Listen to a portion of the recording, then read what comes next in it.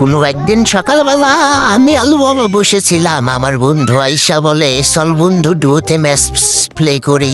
বন্ধুর কথা শুনে দিয়েছিলাম ডুয়োতে ম্যাচ স্টার্ট।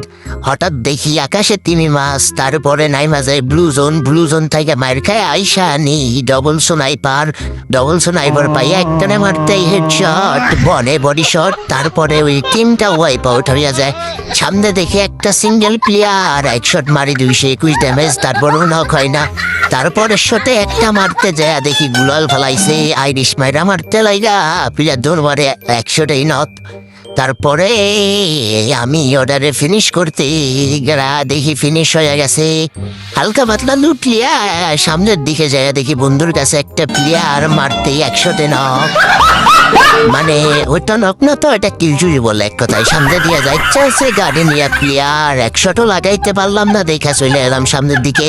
এখন আবার একটা বন্ধুর কিল চুরি করবো, 100টাই কিল চুরি। তারপরে সামনের দিকে ঘরের ভিতরে একটা প্লেয়ার এনে মারছি একটা শট, 200তেই কিল ফিনিশ। তারপরে আমি যাচ্ছিলাম সামনের দিকে, যাইয়া ভিতরে মারলেই ম্যাচ হয়ে যেতে পারে বুইয়া, আর দেখা যাক কি হয়। আমাদের ম্যাচ বুইয়া হয়ে গেছে। সবাই লাইক কমেন্ট শেয়ার কপলিং করবেন।